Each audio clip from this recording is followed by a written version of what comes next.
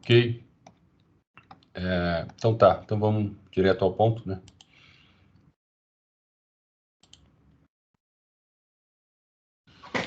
Então a gente estava, da outra vez, a gente estudou série de Lohan, né? Para abordar as singularidades. Estão vendo a tela tranquilo, né? Tá tudo bem, né? Sim.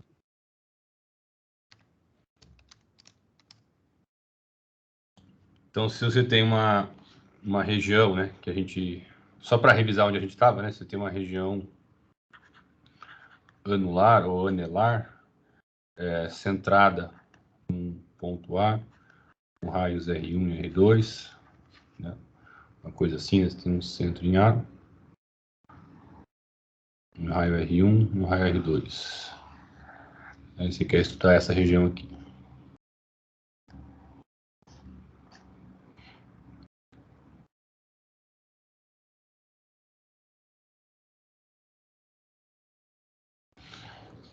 Aí você tem uma função analítica nessa região.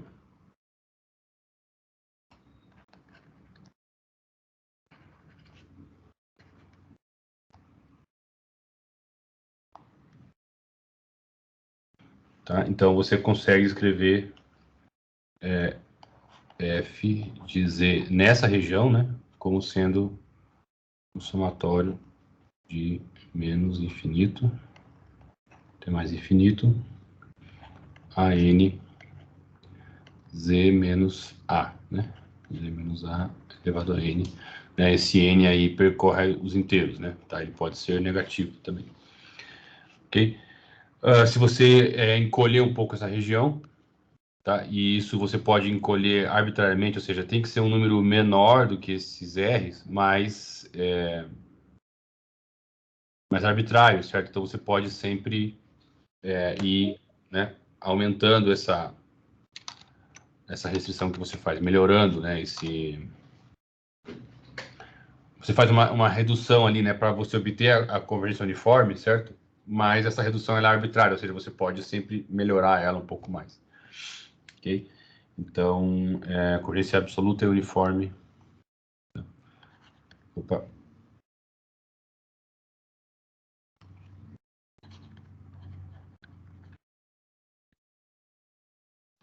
Convergência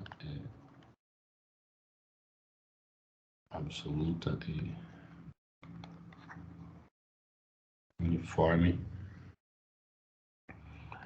sobre a região com A, R1 e R2, né? R2 minúsculo, onde o R1 é estritamente menor que o R1 minúsculo, que é menor que o R2, que é menor que o R2 maiúsculo. A gente provou isso aí na aula passada, e os coeficientes, né, tem uma fórmula específica para esses coeficientes AN, né? O AN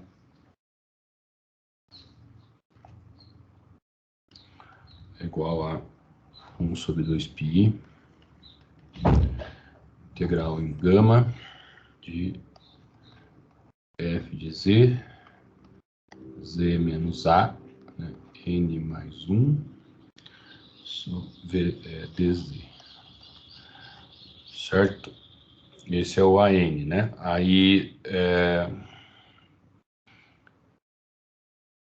se você for descrever em termos de derivadas, aí é que aparece o fatorial, né? Mas aqui não aparece o fatorial.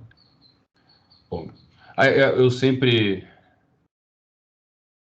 confundo, né? Mas, bom, a gente vai e verifica na hora, conforme precisar, né? Mas acho que aqui o coeficiente aí é dado por essa integral, né? Se você quiser relacionar daí essa integral com a derivada, né? Aí sim vai aparecer um fatorial aqui, né?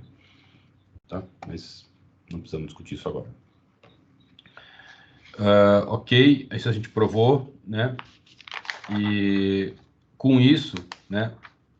Você tem então essa série com os termos negativos, né? Tá? Então você fica com três casos, né? Ou você não tem os termos negativos, ou seja, todos os coeficientes com índice negativo são zero, tá? Daí são nulos, né? Então nesse caso a singularidade é removível. Ou você tem uma quantidade finita de coeficientes de índice negativo, né? E nesse caso a singularidade é um polo, tá? Ou você tem uma quantidade infinita de coeficientes negativos, aí você tem uma singularidade essencial. Ok? Então, vamos falar sobre isso aqui, ó. Se você tem...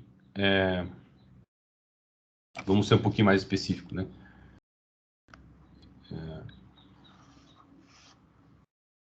Se A, né, é uma singularidade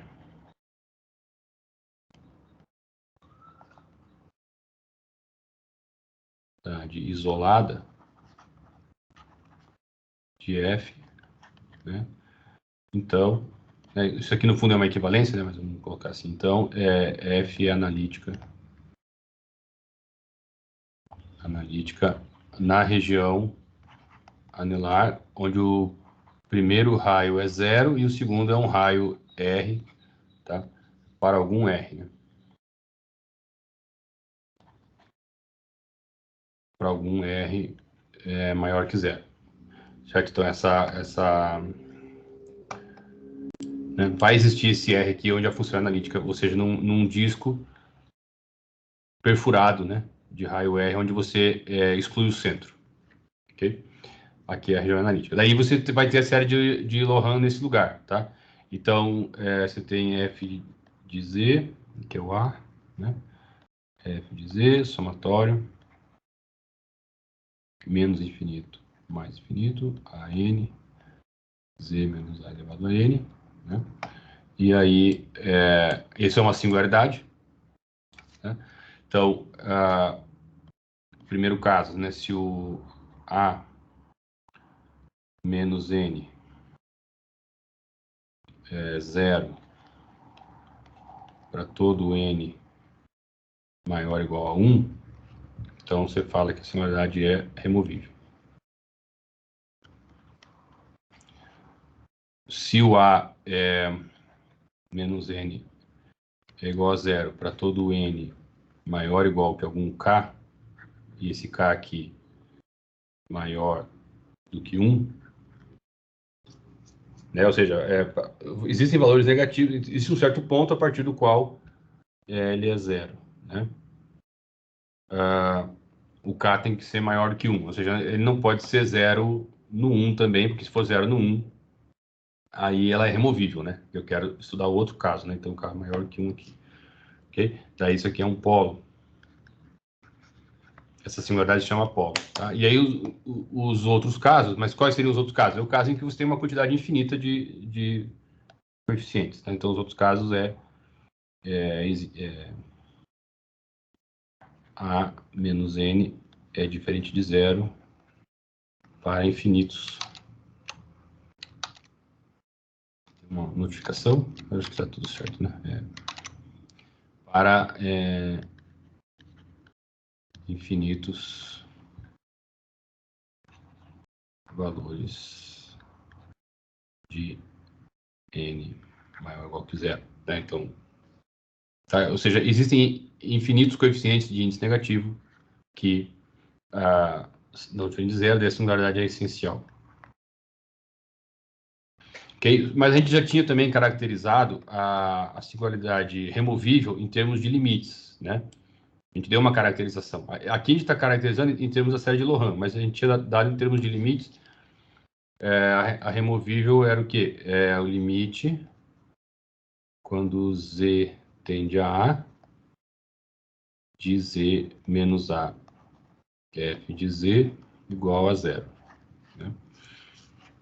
Que é um caso mais geral do que se o limite da F existir, né? Se o limite existir, já é removível automaticamente. Isso aqui é uma coisa ainda mais geral. Ok? A gente não caracterizou o polo, que eu me lembre, tá? Mas é justamente o limite, a caracterização do polo, a gente vai provar agora, Z menos A, o limite em módulo do F de Z dá infinito, né? Porque se esse limite der qualquer coisa diferente, se o limite existir e não der infinito, você cai no caso de cima, né? Você cai no caso removível, tá? E a essencial é bem interessante, né? A essencial, ela a gente pode dizer que o comportamento de f próximo do ponto A é caótico, e a gente vai tentar... Eu vou tentar explicar um pouco o que eu quero dizer por caótico, tá? E eu também não estou, assim, me responsabilizando tecnicamente pelo emprego da palavra caótico, tá? Eu não estou empregando a palavra caótico no sentido formal da teoria, porque eu não saberia definir, assim, tá? Mas eu tô colocando caótico no nosso sentido, certo? No nosso sentido, o quê? Vão existir pontos do domínio da função que estão tão próximos quanto você quiser, que quando você aplica a função, eles ficam longe, né? Esse é o sentido que a gente vai usar, assim, intuitivo da palavra caótico, tá? No sentido coloquial, né, professor? Sentido coloquial, certo? Se essa definição que a gente está dando, se ela se encaixa em alguma definição técnica de caos, talvez se encaixe, não sei, certo? É sorte nossa. Se não se encaixar, é nesse sentido, certo? Você consegue pontos no domínio muito próximos que você aplica a função e eles ficam tão longe um do outro quanto você quiser, na verdade, tá? E a gente já fala sobre isso. Então, o comportamento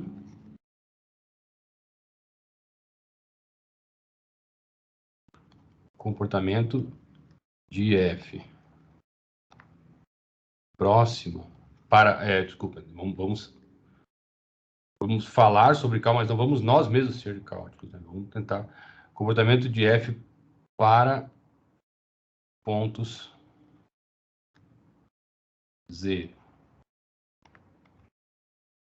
próximos de A é caótico. Tá? É caótico aqui, entre aspas, né?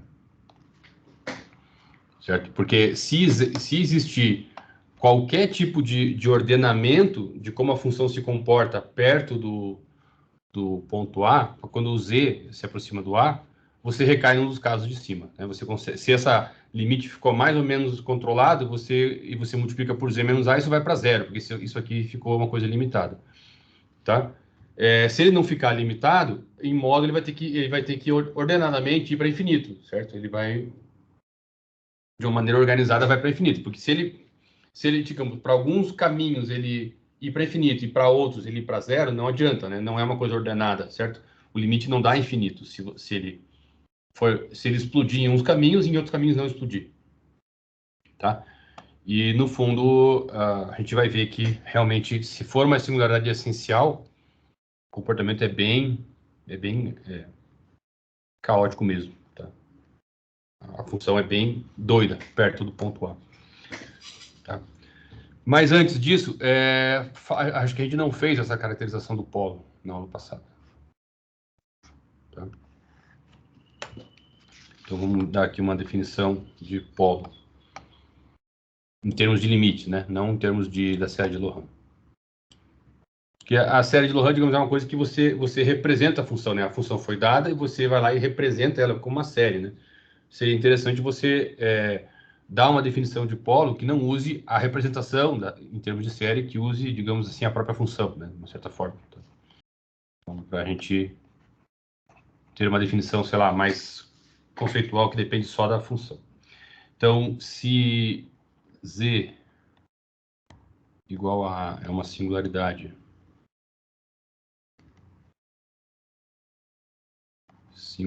isolada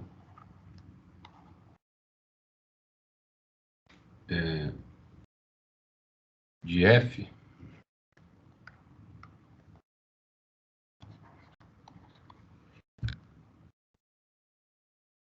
dizemos que A é um polo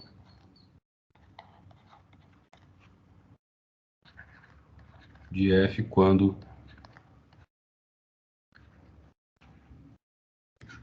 o limite, quando z tende a A, de f de z é igual a mais infinito. Tá? Então ele é uma singularidade e naquele ponto o limite dá mais infinito. Tá? Aí o que acontece? Então, observação. Né? Se ele é um polo de f, né? Se z é igual a é um polo de f, então você pode considerar a seguinte função, né?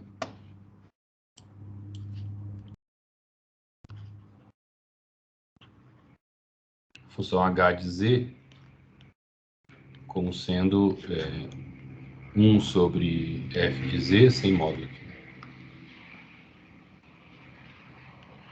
1 sobre f de z para z diferente de a e 0 para z igual a. Okay? O que vai acontecer? Como esse limite aqui vai para infinito, então o limite da f vai para infinito, então 1 sobre f vai para 0. Né? Tá? Então aqui você tem uma singularidade, essa função h, a função 1 sobre f é analítica para z diferente de a. Né? E como esse limite aqui existe, então você tem uma singularidade removível, né? Tá? E o limite dá 0. Então, ela é uma singularidade removível do 1 sobre f de z e, portanto, h é analítica. Né? Tá? Então, z igual a é singularidade removível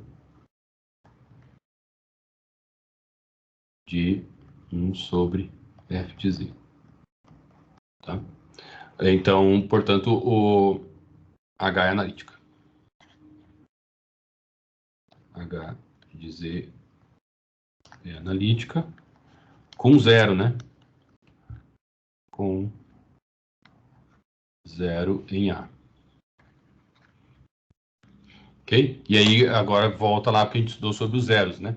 Tá? Então, existe H1 de Z, né? Logo de novo, né? H de Z é igual a Z menos A elevado a M, H1 de Z com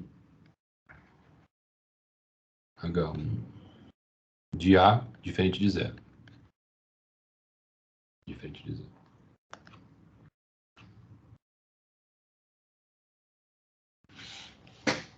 Ok? E você vai considerar o menor inteiro M que faz isso. Né? Embora... Sim, então... Eu acho que no fato de eu supor que o H1 de A é zero, já me garante, né, que eu peguei o menor inteiro. Né? Mas vamos escrever uma informação que acho que é redundante, mas vamos escrever, não vai atrapalhar. Né? Então, M, né, a ordem do zero, é o inteiro M é o menor que verifica a igualdade. Né? Ele é a ordem do zero. Ordem de A como zero de H.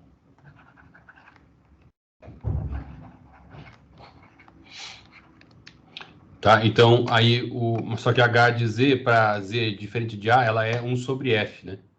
Então, o que a gente conclui? 1 sobre F de Z é igual a Z menos A H1, né? E essa H1 é diferente de zero em A, né? Certo? Então, eu posso...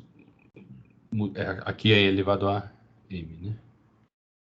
Então, eu concluo o quê? Que é Z menos A elevado a M, F de Z é igual a 1 sobre H1 de Z. Né? Só que esse cara aqui é analítico. Né? Aqui ela é analítica.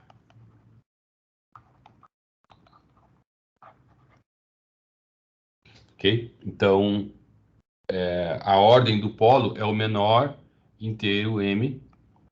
Quando eu multiplico Z menos A por F de Z, a função fica analítica. Tá? E quando você expande essa F de Z em série de Loran, você enxerga exatamente isso. Né? Vai ser os termos, os coeficientes negativos ali, né? Em que os expoentes vão dar negativos. Né? Então, o maior expoente negativo em módulo, né, o maior em módulo, ou seja, o último expoente negativo da expansão, né, quando você vai para a esquerda, né, digamos assim, na série de Loran, aquele termo ali, aquele M ali é a ordem do polo, tá? Então, é o menor inteiro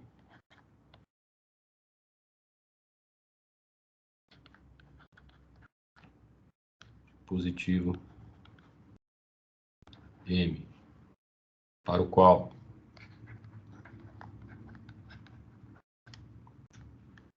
Z menos A M F de Z é analítica.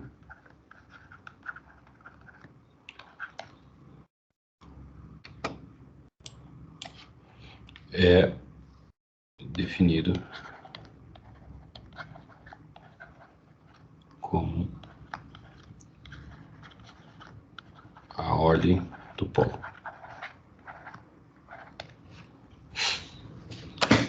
Então, isso nos dá uma proposição, né, que a gente pode resumir tudo isso que a gente discutiu aqui numa proposição. Você tem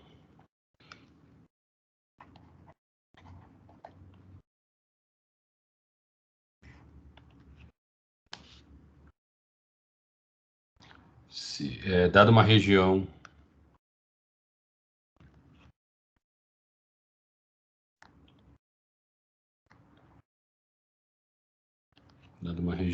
ômega, né, aberto conexo,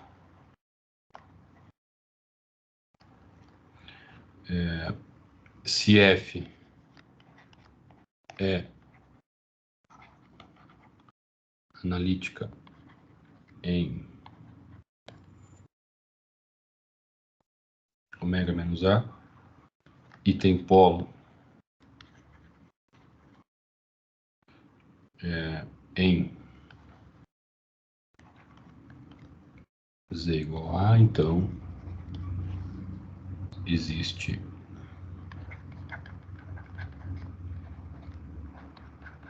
M natural e G de ômega em C analítica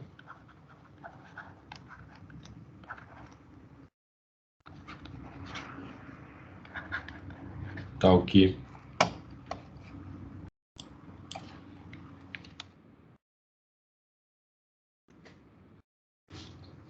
F de Z é igual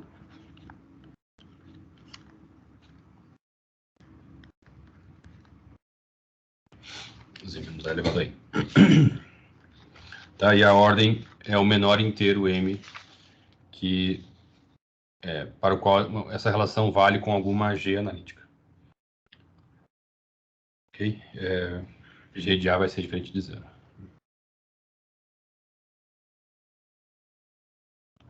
Tá, se você...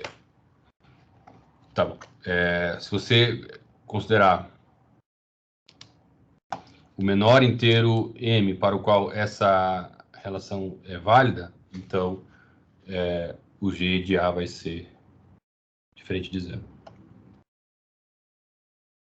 Tá? É válido assim para alguma função analítica, né? Então, o menor inteiro M para o qual existe alguma função analítica que verifica essa relação, tá?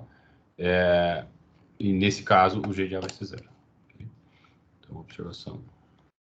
É diferente de zero, desculpa. Tá? Então, se M for menor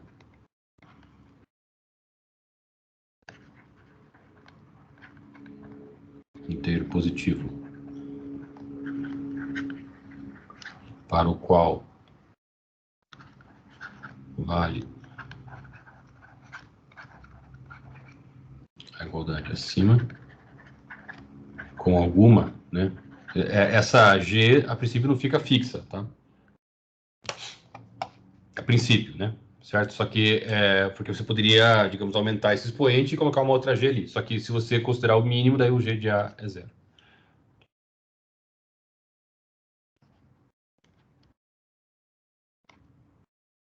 Tá? Então, se ele for o menor inteiro,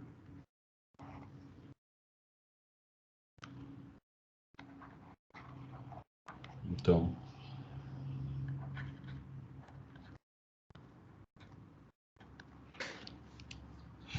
Ok? Assim, agora, antes de entrar nos resíduos, né, é justificar aquele comportamento caótico da função perto de uma singularidade essencial. Então, singularidade removível a gente já caracterizou, os polos também, né? E fica faltando a singularidade essencial.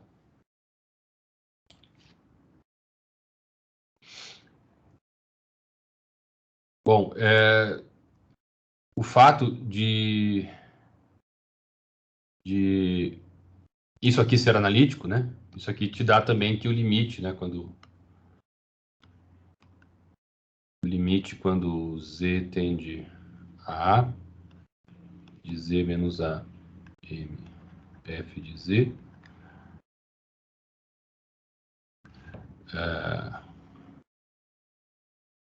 ele existe, né? Certo? Esse limite existe. Tudo bem? Acho que eu podia até fazer essa observação aqui do lado, né? Vou fazer aqui assim. Mais uma observação.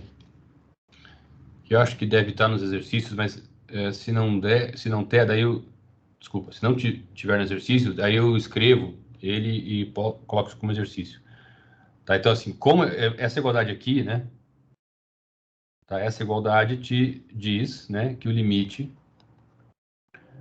quando z tende a A, de z menos a m, f de z, ele existe, ok? Bom, se esse limite existe, se eu colocar z mais 1 aqui,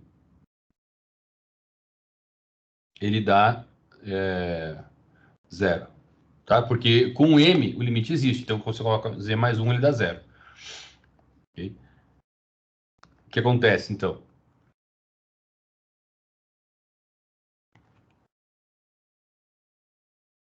Né? Opa! Tá, se tem uma singularidade isolada, certo?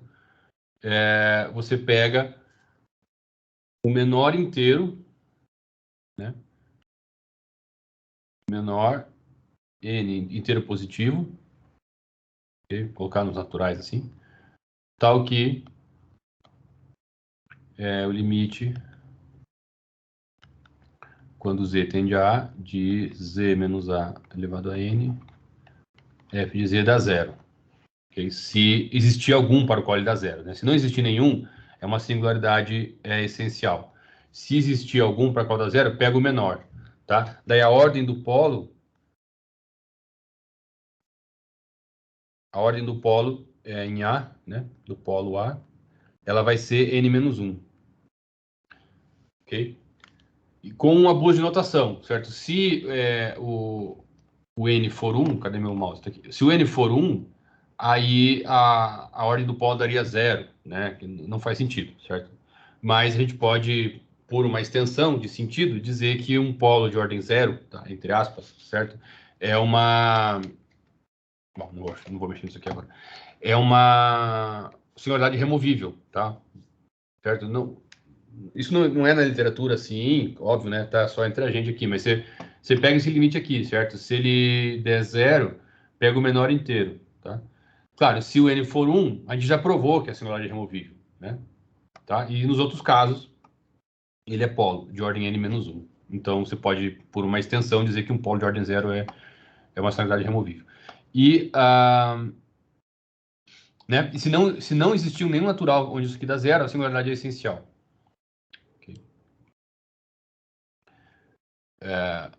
Tá? Então, acho que dá para deixar como exercício você organizar isso aqui tudo e provar a volta, né?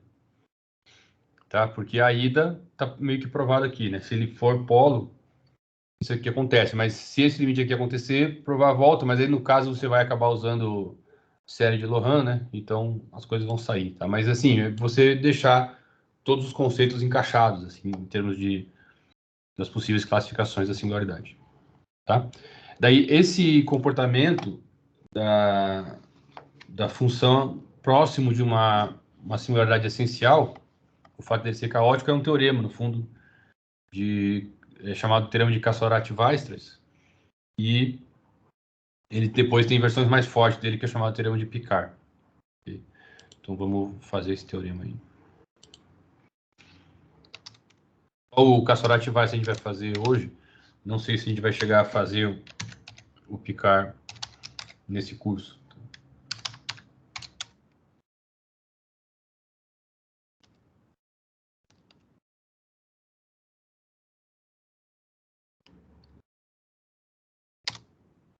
Se a gente escrever o nome do Weierstrass, certo, né?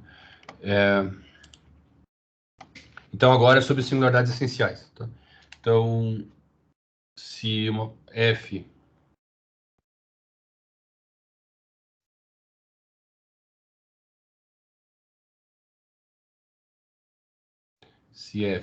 tem uma singularidade essencial em Z igual a A, tá? Então, para qualquer epsilon, desculpa, qualquer delta maior que zero, qualquer delta, tá? Você pega a imagem da função pela região anelar, que é o disco de raio delta menos o ponto, tá? Onde a função não está definida, é uma singularidade ali, né? Tá? Pega o fecho dessa imagem. Isso é todo o plano complexo. Ok? Então, você está pegando uma função, né? Você está numa singularidade aqui. Aqui você tem um ponto A.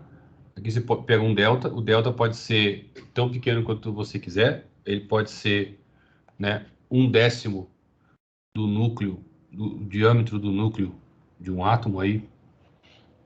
Aí eu não vou forçar muito, vamos colocar o átomo de hidrogênio aí, não sei se alguém quiser me ajudar. Qual é o comprimento? E aí você pode imaginar um número absurdamente pequeno. Eu pego a constante de Planck, né? Certo? Pega a constante de Planck e divide por 1 milhão, tá? Esse é o delta. Ok? Se você não conseguiu ficar chocado por esse número, então divide por 1 milhão de novo até a hora que você achou que você conseguiu ficar chocado, certo? Você aplica a função f nesse lugar. Essa função vai ser sobrejetora. Tá? Ela vai cobrir todo o plano complexo. Tá? Por isso que eu falo que dessa maneira intuitiva, isso é o que a gente considera algo caótico, né? Ela vai simplesmente explodir mesmo, né? Ela vai pegar uma região aqui absurdamente pequena, certo? E vai levar no plano complexo inteiro. Bom, você precisa tomar o fecho, né? Então, ou seja, tudo bem, tem que tomar o fecho. Isso significa que você aplica a função naquele conjunto e toma o fecho. Tudo bem. Significa que ela vai passar perto, né, de todos os pontos. Qualquer ponto que você imaginar do plano complexo, a função vai chegar tão perto dele quanto você quiser. Tá? Então, eu exagerei um pouco na minha afirmação. Né? Eu disse que a imagem desse disco aqui é todo o plano complexo. Não, o fecho dessa imagem é todo o plano complexo. Mas mesmo assim, ainda é uma coisa muito forte, né? Porque qualquer ponto que você imaginar no plano complexo, a função vai ficar próxima daquele ponto. Né? Por isso que eu digo, assim, tem pontos aqui que estão arbitrariamente próximos, né?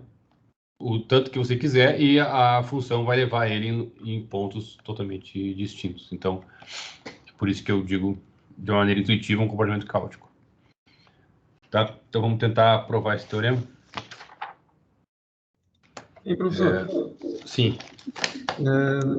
É interessante. Quando o senhor deu a definição anterior ali, eu fiquei pensando o seguinte, porque de alguma maneira a gente tinha lá um monômio lá, né, elevado a uma determinada potência, tentando controlar, fazer alguma espécie de controle sobre um crescimento muito grande, né, daquela função f. Aí eu pensei em funções do tipo exponencial, né, que não tem função que cresça mais rápida que uma exponencial. né?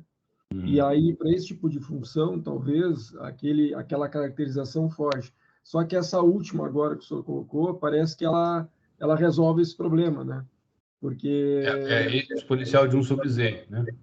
Então, ela parece que resolve esse problema. Porque se a gente pegar esse cara aí e multiplicar por um z, né, z na m, né, por maior que seja o expoente que a gente colocar, nunca vai conseguir... Tá, você está falando dessa caracterização que está aqui. Isso, anterior, exato, isso. Tá. Se você conseguir um polinômio, né? Isso, exato. E você multiplica pela função e o limite anula, aí ele não é essencial. Então, aí eu fiquei pensando nas funções do tipo exponencial, como essa aí que o senhor colocou aí, né? Essa aqui é essencial. Então, ou seja, faltava alguma coisa, assim, existem funções que têm uma singularidade mais forte, né? Sim. Então, a gente precisa categorizar ou classificar essas funções de uma outra maneira. E aí a gente teve que vir para essa questão da singularidade essencial, né? Sim. Não sei se é isso, né? Sim, é isso mesmo. Tá? Só que se o limite existe e não é finito, então você caiu numa singularidade removível, né? Se ele vai para infinito, ainda assim, ir para infinito é uma coisa ordenada, né? A função em módulo, ela se aproxima do infinito para todos os pontos, né? Não é assim, um ponto se aproxima e o outro não. Ela se aproxima ordenadamente. Aí você tem um polo, né? Então, realmente, para ela ser essencial, a função não pode ter nenhum tipo de bom comportamento próximo do ponto ali. Porque se ela tiver, ele cai num dos casos removível ou polo. Mesmo que o limite da função não exista, mas o limite fique... O comportamento da função ali naquela região fique controlado de alguma forma, né? Ainda assim, você tem removível, né? Tá? Então, realmente, o comportamento da função tem que ser meio violento, próximo da singularidade, para ele não ser nem removível, nem polo. E aí, o teorema de Cassarati-Weierstrass, ele te diz o quão violento é, né? Certo? Então, se você pode pegar aqui o delta tão pequeno quanto você quiser, você aplica a função, essa função vai passar perto de todos os pontos do plano complexo. Certo? Então, a gente vai demonstrar por absurdo. Então, suponha por absurdo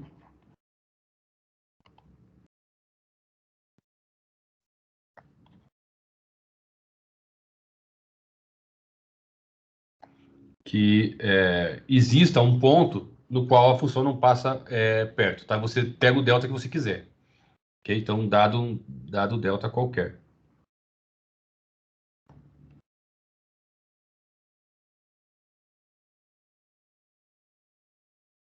Então, suponha por absurdo que exista um número complexo C, tal que f de z não chega perto desse C, tá? Então, f de z menos C é maior ou igual que epsilon, tá? Para todo z nessa região anelar aí, em torno da singularidade A. Ok? Tá? Essa regiãozinha aqui. Né? Qualquer z que se pegar aqui, suponha que ele não vai chegar perto do C, para algum epsilon, tá? Como você está supondo para absurdo, né? Muda, né? É qualquer delta e é algum epsilon, tá? Porque a gente está negando, né? No fundo da sentença, tá? Então, não é bem a continuidade que está em questão aqui, né?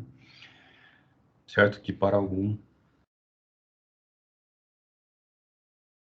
epsilon maior que zero. Tá? Bom, então, esse negócio que fica maior ou igual que zero, então, isso não anula, né? Tá? Então, logo, nesse caso, o limite, quando z tende a A, né? De f de z menos c sobre z menos a, isso em módulo é igual a infinito. Tá? Porque se o que estava em cima fosse para zero, aí você teria que ver quem vai para zero mais rápido dos dois aqui para você conseguir dizer o que acontece, né? Mas aqui no caso, não. O que está em cima não vai para zero. É isso que está dizendo a nossa hipótese do absurdo. E o que está embaixo vai para zero, então esse limite dá infinito. Tá? Então, a conclusão, né, dessa hipótese, pela caracterização do polo que a gente acabou de ver, né? Então f de z menos c sobre z menos a tem um polo em z igual a. Ok? Então, se o polo vai ter que ter alguma ordem, né? Se ele é um polo, ele vai ter uma ordem, digamos que a ordem seja m, né?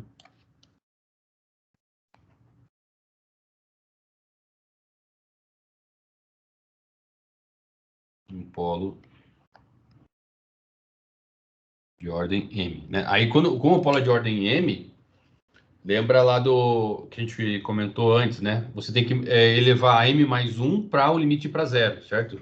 Ou se você pensar também na série de Lohan, né, você vai fazer o seguinte, ó, você vai pegar, você vai fazer o limite quando z tende a a, né, de z menos a elevado a m mais 1, vezes a função, qual é a função? É f de z menos c sobre z menos a, certo? Essa é a função, ok?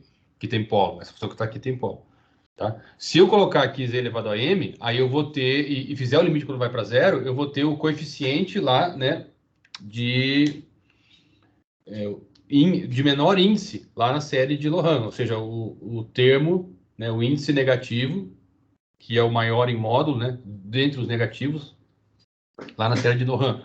Ou, né, aquele termo que fica mais para a esquerda na série de Lohan, lá, o primeiro lá, né, dos negativos. Se eu elevar a m, eu vou chegar nele, né? Tá? Mas eu quero que isso aqui dê zero, ok? Então, eu faço m mais 1, onde m é a ordem do polo. Tá? Ou usa aquela observação que a gente fez lá no outro quadro aqui também, em preto, que no fundo é a mesma coisa, né? Aqui, né? Então, ó, se o n vai para zero aqui, com n aqui, então a ordem é n menos 1. Tá? Aqui você tem que levar a n mais 1. A gente já tinha feito essa observação. Você pode checar isso aqui com a série de Lohan. Ok, então acontece isso aqui, tá? Daí aqui você vai ter isso aqui elevado a m, tá? No livro lá ele confunde aí, confunde não, né? Ele tem erro de digitação ali, ele coloca m. Bom, em algum momento, né? Lá depois tem que voltar no livro certinho e ver o momento lá, mas ele usa m mais 1 onde deveria ser m ou algo parecido com isso, tá? Mas é só você pegar e fazer as contas você mesmo que você vê que erro de digitação.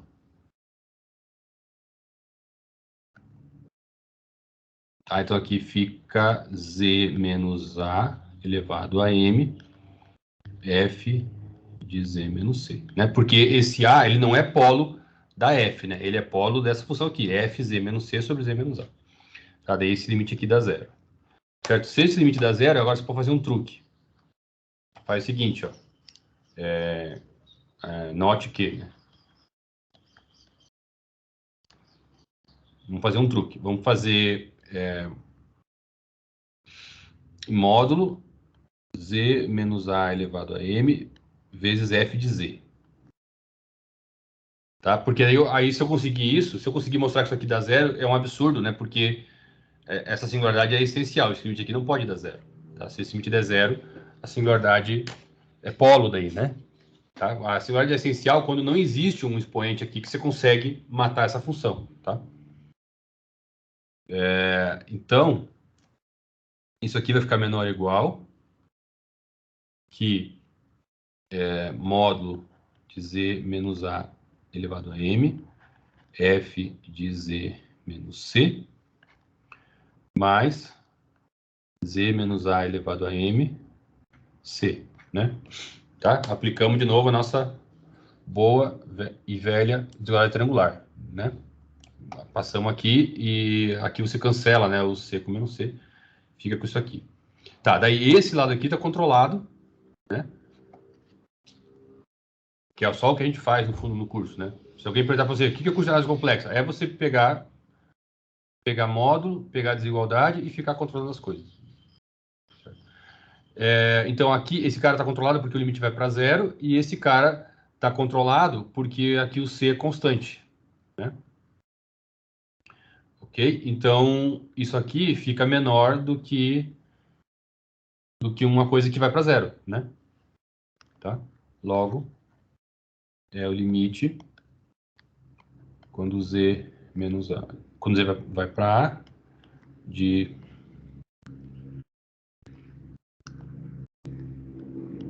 Z menos A elevado a M, F de Z é igual a zero. Isso é absurdo porque a singularidade é essencial. O que a gente tem que tomar cuidado aqui, né? Porque, na verdade, se você olhar o livro, lá está trocado. Aqui está M mais 1, acho, lá no livro. Não altera o resultado, né? Porque se existir qualquer M que você colocar aqui que você conseguiu matar, beleza, já é absurdo, tá? Mas o que acontece, né?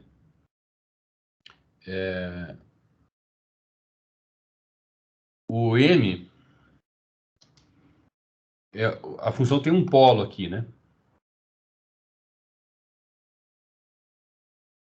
Certo? Porque esse limite aqui dá infinito. Tá? Se tivesse uma singularidade removível, de repente o M aqui poderia até ser zero, mas como isso aqui realmente é um polo, porque o limite é infinito, então esse M aqui é maior ou igual que 1 mesmo, né? Tá? M maior ou igual que 1. Onde a gente usou, né, M maior ou igual que 1, porque tem que ver, às vezes as demonstrações começam a sair meio fáceis, a gente tem que ver se a gente não está falhando em alguma coisa do argumento, né? Que se o M fosse zero, pessoal, aí que ia furar aqui, né? Aqui tudo bem, né? Isso aqui para zero, tá? Esse limite aqui vai para zero, não importa qual é o M, porque foi o que a gente provou ali, tá?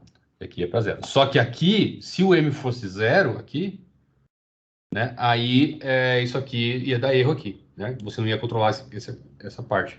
Tá? Então aqui você precisa, né?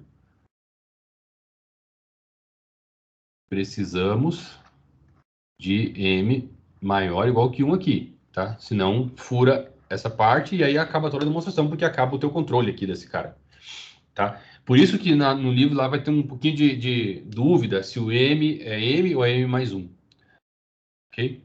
Mas também, pessoal, isso não gera problema, né? Porque assim, ó, por que isso não, mesmo que tivesse erro, não ia ser um problema, porque como esse limite aqui dá zero para M, ele também vai dar zero para valores maiores do que M. Então, se você tiver sentindo, né, insegurança, sentindo náuseas, né, ou qualquer tipo de sensação ruim, aumenta esse M então, se você quiser, tá? Aumenta ele aí, põe mais um aqui se você achar que precisa, tá? Porque esse limite aqui vai continuar sendo zero, para você botar um M maior.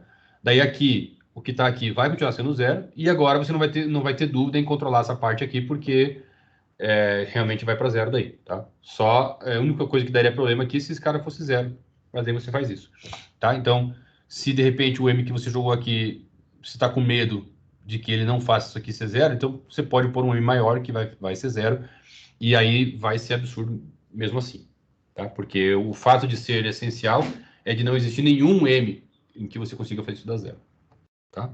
Mas não vai dar problema, porque no fundo isso aqui é polo, né?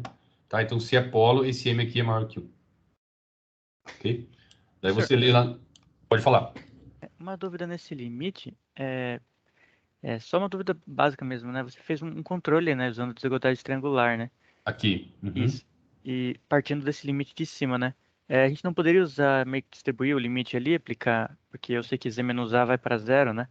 É uma propriedade aritmética do limite, né? É até bom, porque eu estou dando até o curso de cálculo 1, né? Agora. E daí falei para eles, olha, quando você vai aplicar a propriedade aritmética dos limites, né? Limite da soma, a soma dos limites e tal, tem uma hipótese. Isso é uma proposição que tem uma hipótese, né? Os dois limites têm que existir, certo? Então, se você faz a aritmética dos limites com funções em que o limite não existe, ou se você não sabe que esse limite existe, você não pode usar. Você pode comentar, achar erro, né? E daí eu estava preparando a aula, assim, tudo bem, um pouquinho em cima da hora, assim, né?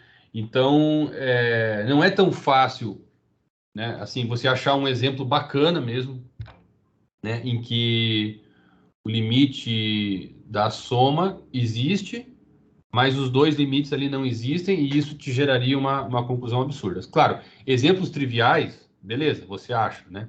Mas, assim, um exemplo legal mesmo, assim, em que o limite da soma existe, mas o limite das funções não existem.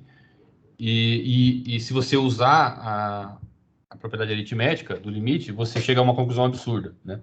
Então, assim, para você poder usar a propriedade aritmética, os dois limites têm que existir.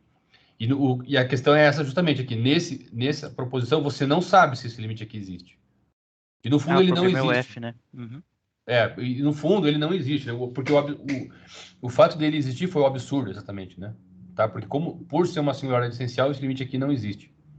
É que você não sabe, de fato, não sabe a existência do limite na F de Z, né, professor? É isso. Exatamente. E mesmo Z menos A, porque assim, se o limite de Z menos A elevado a M para F de Z existir para algum deles, então no próximo ele vai dar zero, entendeu? Né? Sim. Se esse limite, então esse limite não pode existir nunca, na verdade, né? Você pode até colocar como uma observação isso aqui. Assim que o quadro achar que eu mereço que ele role, né? Eu sempre falo para a minha turma, a gente não pode falar mal do quadro. Eu tenho que vir para essa setinha aqui, vamos ver. Então tá. Então tá bom. Então, o problema não é o quadro, o problema é a pessoa que está manipulando o quadro. Então, observação aqui, pessoal.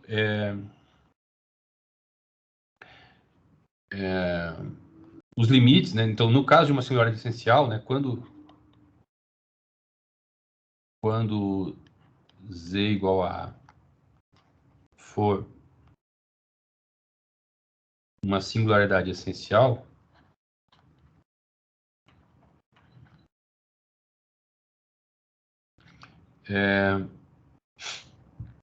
os limites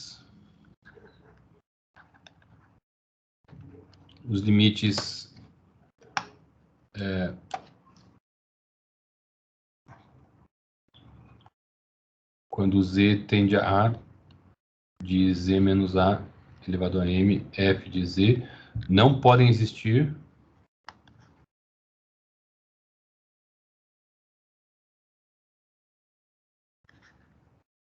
para nenhum M maior ou igual a zero.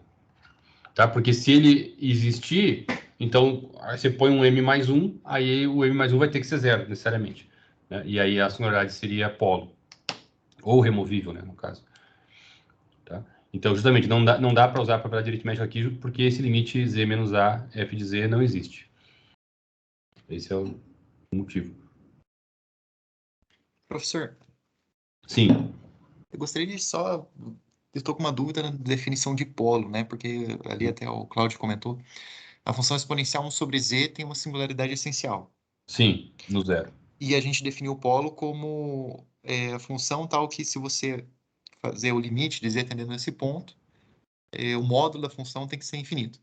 Mas a função exponencial também não cairia nesse caso? Ótima pergunta. Obrigado até pela pergunta, porque eu deveria até ter, né? Acho que eu devia até ter feito esse exemplo, assim, organizado esse exemplo para apresentar na aula, mas agora que vocês perguntaram, né? Vocês cruzaram a bola, né? Para eu cabecear. Eu devia ter pensado nisso. Então, se você tem a função f de z igual a e 1 sobre z, aliás, né, nessa aula de cálculo que eu preparei e que eu não gostei, né, de ter um contra-exemplo para essa propriedade aritmética dos limites, no caso em que o limite não exista, né? E os exemplos que eu trazia eram todos triviais, talvez o que me faltou pensar foi exatamente isso. Se você quer dar um exemplo bacana disso aí, você vai ter que trazer algum limite que está ligado com alguma singularidade essencial. Tá? Então, talvez até acabe ajudando na aula de cálculo da turma da noite. Certo? Então, essa função tem uma singularidade essencial. Singularidade essencial em z igual a zero. Tá? Como que você vê isso? Você pega a série de Taylor da exponencial e substitui por z na menos 1, né? Tá? E daí você vai ficar com infinitos termos coeficientes negativos. Ok, mas aí isso não responde a pergunta de vocês, né? A pergunta é o quê? O limite não deveria dar infinito? Então, né? Limite de e elevado... Opa.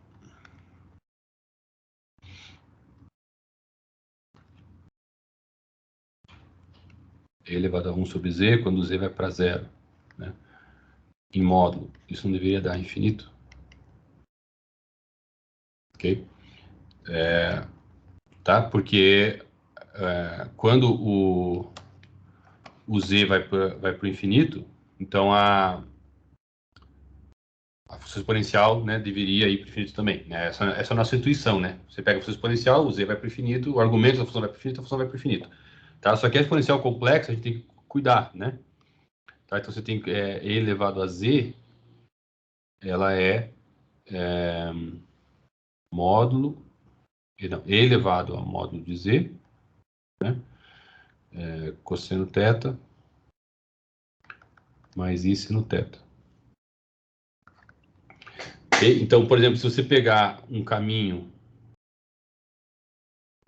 puramente imaginário, indo para o infinito, tá? Então você faz um t e t...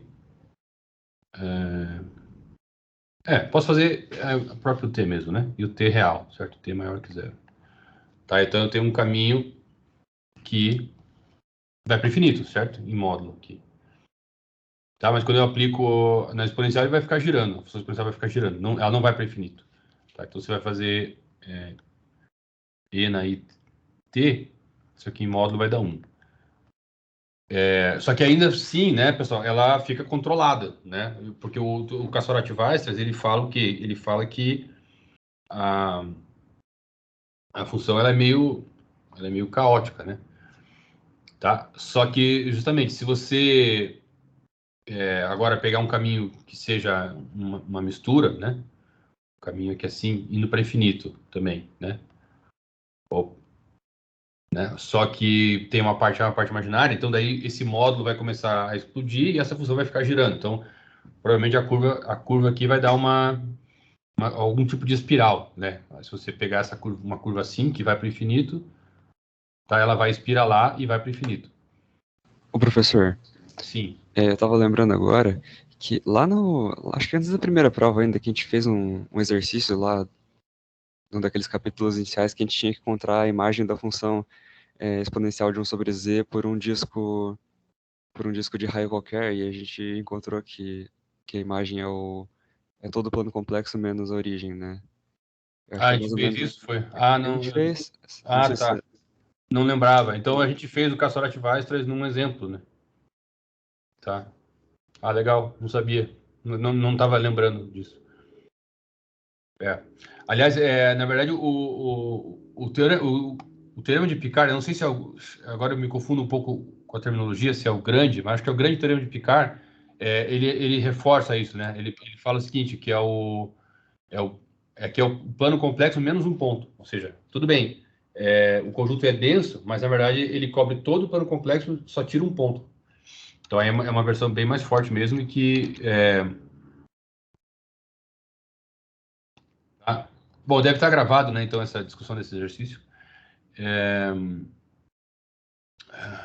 eu estava falando. Então, assim, porque assim, parece que o fato de você ter o fecho ali enfraquece um pouco, né? O Cassor-Weierstrass fala, tá, mas tudo bem, ela é densa, mas não cobre o plano todo, né? Só que, no fundo, o Picard vai lá e fala, não, ele cobre sim o plano todo, exceto um ponto, né? Que é o que acontece aqui com a exponencial, porque a exponencial nunca dá zero, né? Tá? Então, a exponencial cobre todo o plano, só que ela não dá zero. Ok? Eu acho, pessoal, que tem animações também na internet, o pessoal faz tá? Você pega a função 1 sobre z, tá? Depois, claro que não posso pesquisar agora, mas você faz assim, a animação que existe na internet é assim, ó, você pega o plano complexo aqui, tá? Aqui está o plano complexo, e aqui está o plano complexo também.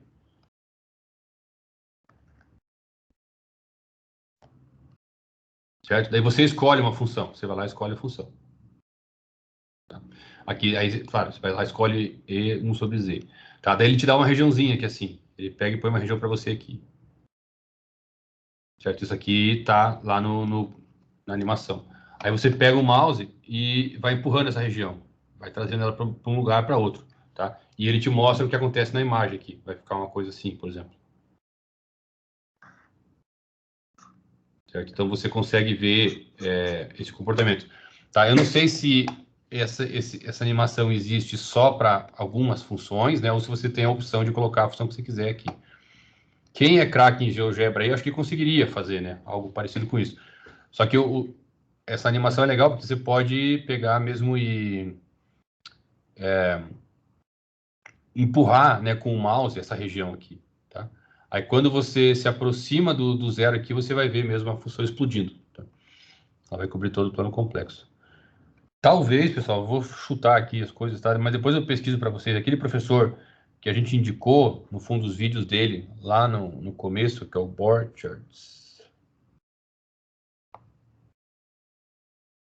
Se vocês olharem na aula, na nossa equipe lá, primeira postagem do curso, né? Tá, eu indiquei os vídeos desse cara aí. E acabamos não mexendo muito, tá aqui, né? Tá? Richard Borchards. Certo? De repente, até, quem sabe, na última semana a gente não fala alguma coisa sobre isso, tá? Se eu conseguir localizar, eu acho que esse cara fez algumas animações, ou os alunos dele fizeram. Se eu conseguir localizar, a gente discute isso, tá? Então, é aquilo que foi falado aí várias vezes, o Cláudio fez várias intervenções no fundo, né? Você traz a tua intuição das funções da análise real, certo? Mas quando você passa para complexo, embora, né, aquela definição de derivada seja bem assim, pé no chão, né? Mas a coisa muda muito, né? Tá? Ela é muito forte, implicitamente tem muita coisa ali atrás daquela definição. Tem derivada direcional, tem escambau ali naquela definição. É que Só a cara dela H. que a cara dela é muito similar ao que a gente viu lá na real, né? Só que se a gente abrir, né, trabalhar no sentido de duas variáveis e tal, tem muita coisa ali. Sim. Né? Então, pelo simples fato de você estar dividindo por H e aquele H ser complexo e tem toda uma estrutura de multiplicação do plano complexo ali e tem consequências incríveis mesmo. Né?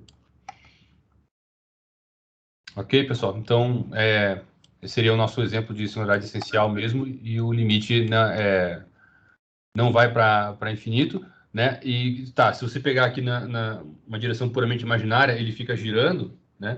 Mas isso ainda não é suficiente para ver que essa singularidade é essencial, né? Porque se você tiver essa coisa bem comportada, já seria um outro caso, né? Então, o comprimento dessa função próxima da singularidade tem que ser totalmente caótico, porque se tiver qualquer tipo de controle ali, ela cai num outro tipo de singularidade. Tá? Então, se você for na direção puramente real aqui, a função explode, como a gente está acostumado. Se você for na direção imaginária, ela fica girando. Se você pegar uma diagonal aqui, ela fica espiralando. Né? E se você pegar outros caminhos, porque quando você fala que o limite, quando vai para zero, né, você tem que ir para zero por qualquer caminho. Né? Então, cria mesmo situações bem interessantes. Certo? Então, esse teorema de Cassarati-Valles é bem legal. Onde a gente estava? Acho que agora a gente já pode começar com resíduos. Deixa eu ver. Acho que era isso que eu tinha para falar. Deixa eu achar a minha aula, pessoal. Se eu não... Sem aula não tem aula. Deixa eu ver. Cadê? Aqui.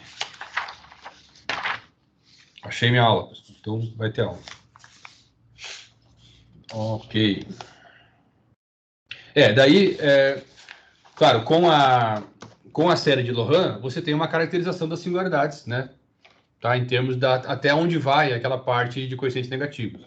Okay? Só que, como eu falei, a série de Loran é uma representação da função, né? Você gostaria de dar uma classificação que usasse só a função, digamos assim, né? Só limites da função. Tá? E foi isso que a gente fez agora aqui. Ok? Então, vamos falar dos resíduos. Que é uma aplicação.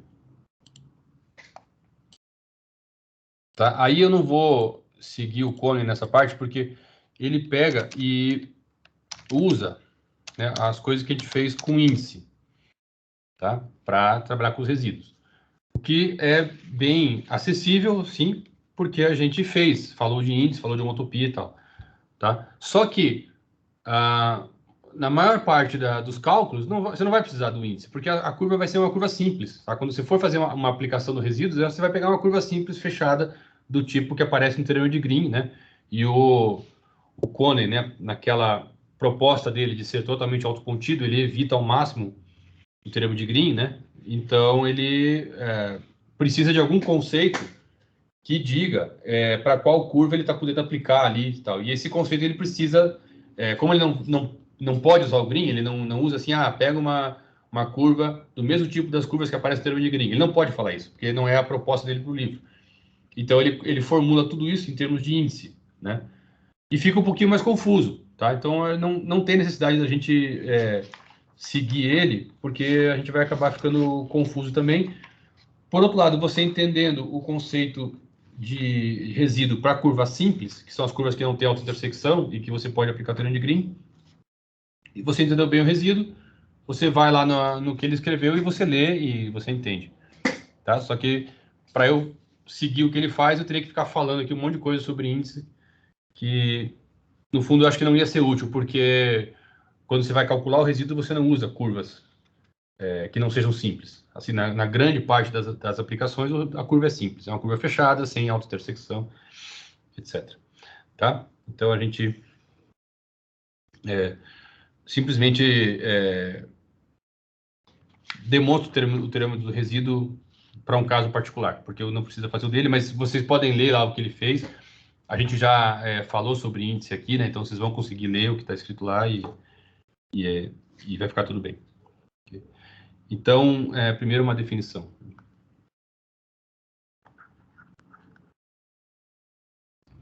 Então, seja Z0, definição de resíduo. Né? Z0, uma singularidade isolada.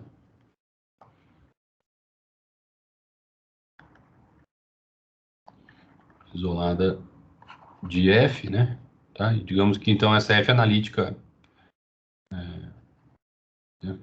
se ela a singularidade é isolada, então ela tem que ser analítica em alguma região, num disco perfurado, né? Analítica em região anelar, de centro em Z0, primeiro raio 0, segundo raio R. Tá? Para algum R, né? Ok? Então, o fato da singularidade ser isolada quer dizer que ela é analítica em algum disco perfurado, aqui Z0.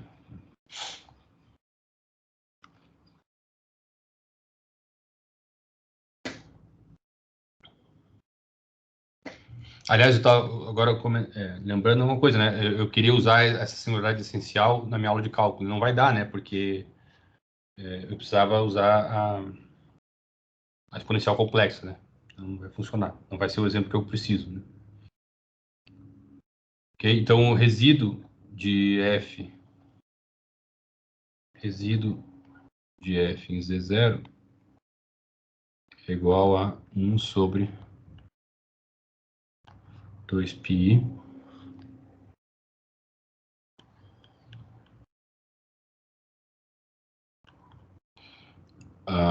R, né? Esse R aqui menor do que o raio desse disco perfurado, tá?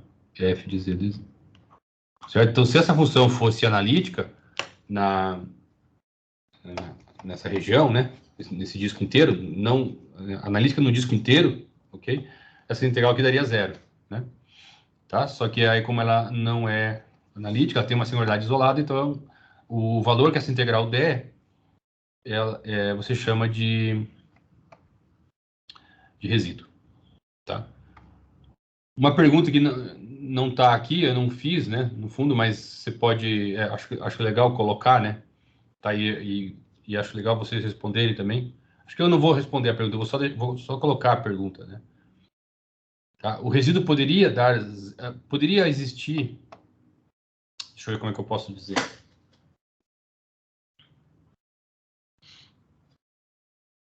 Vamos colocar assim, observação. Duas observações, né? O resíduo independe do raio R. Você pega um raio menorzinho aqui dentro, né? Nesse disco perfurado aqui, onde a função é analítica. Tá? Pega um raiozinho menor ali. Tá? Então, primeira observação, o resíduo independe do raio R.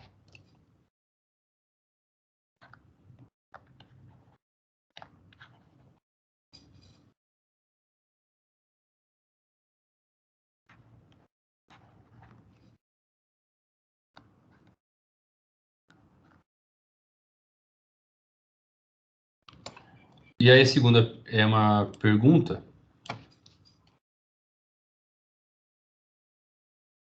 Na verdade, né, além disso, né,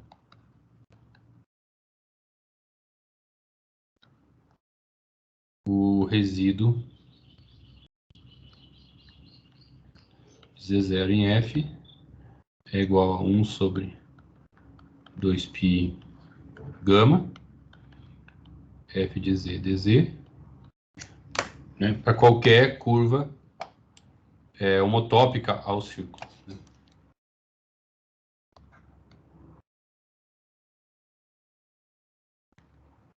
Para qualquer gama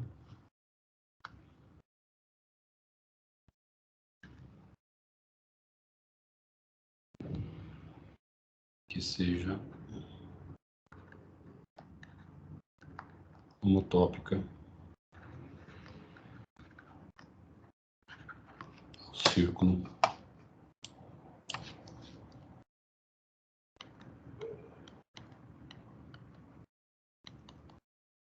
Né? Então, se você pegar aqui, a gente sabe que a integral é invariante por homotopia. Se essa homotopia ocorrer numa região onde a função é analítica, né? Então, se você pegar aqui qualquer gama homotópica a esse círculo,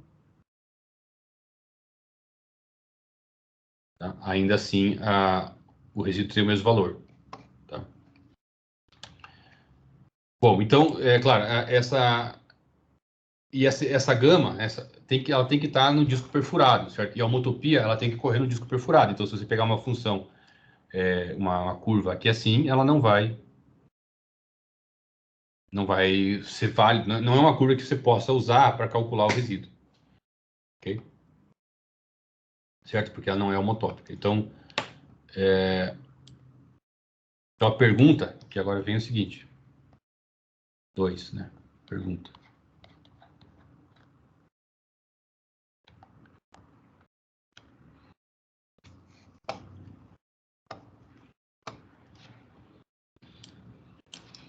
Porque, no fundo, lembra que quando discutiu homotopia, né? A gente falou o seguinte, homotopia em relação, né? A qual domínio, certo? Que aqui você está com um disco perfurado, né? Então, você fala, aqui você tem o círculo. Né? Aí você fala que essa curva que está aqui dentro é homotópica a esse círculo. É homotópica em relação ao disco perfurado, porque ela não é homotópica a uma curva que está aqui. Porque aí essa homotopia teria que deformar aquela curva e passar pelo lugar onde está perfurado, mas a homotopia ela tem que ser em relação à região onde a função é analítica, que no caso é o disco perfurado. Ok? Então, seria possível, né?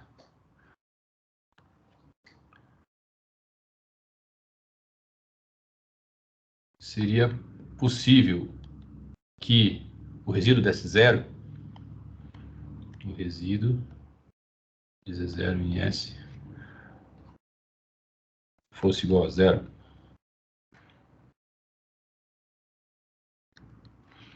né? Onde Z0 é uma singularidade, tá? Sendo Z0 uma singularidade de F.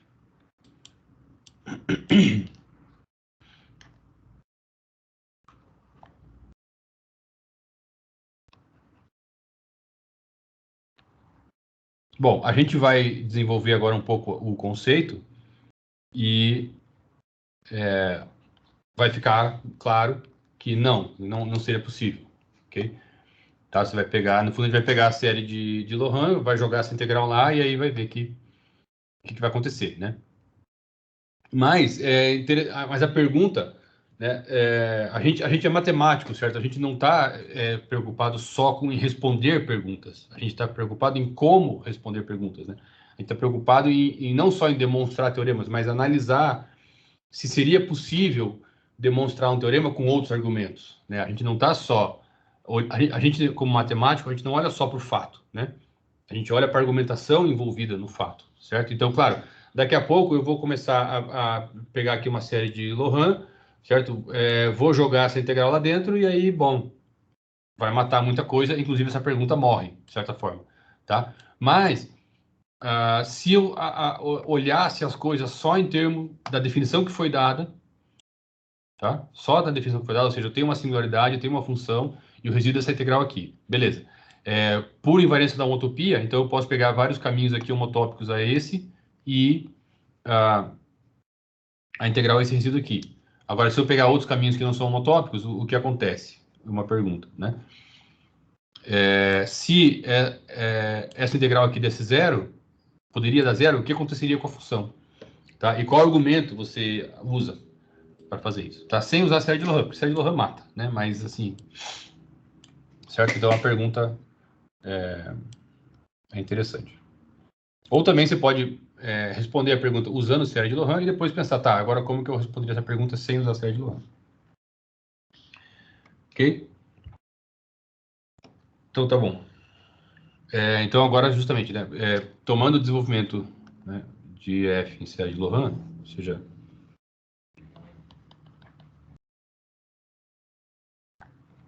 expandindo F por série de Lohan na região anelar, centro Z0, 0R, né, esse discozinho perfurado aqui.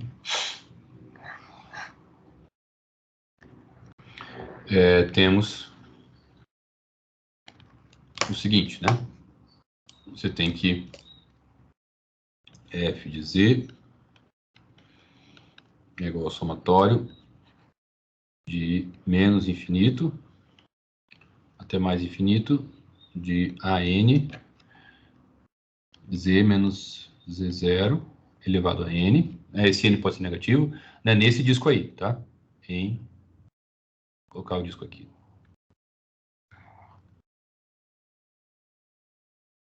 Tá? Daí o que a gente discutiu é que, tá, se você quiser convergência uniforme, você pode encolher um pouco o disco e você ganha convergência uniforme para qualquer R que você quiser. Então, o lado ruim é que para você ter convergência uniforme você precisa encolher, tá? O lado bom é que você pode encolher o tanto que você quiser. Ou seja, você pode encolher bem pouquinho se você quiser. E você já consegue. Tá? Então aqui é a convergência uniforme. Se a convergência é uniforme naquela região, aí eu posso integrar termo a termo. Ou seja, se eu tiver uma curva que está contida num lugar onde a convergência é uniforme, por exemplo, pego um círculo aqui, certo? Aí essa série converge uniformemente, então, desculpa aqui pela gama que ficou meio... eu posso integrar termo a termo, tá? Porque eu garanti a convergência uniforme. Conclusão, vamos fazer o cálculo aqui do resíduo, né? Então, 1 sobre 2π, vou pegar um R menor do que o R lá, né?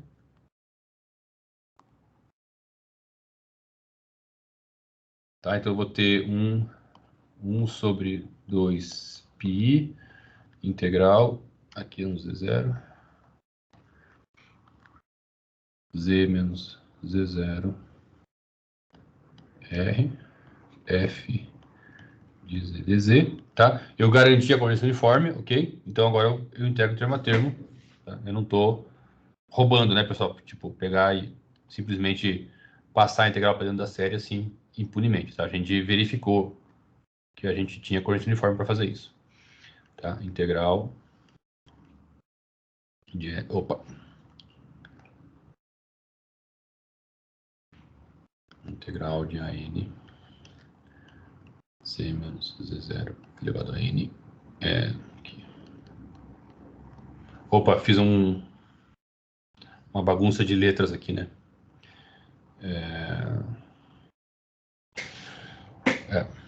Melhor então mudar para gama aqui.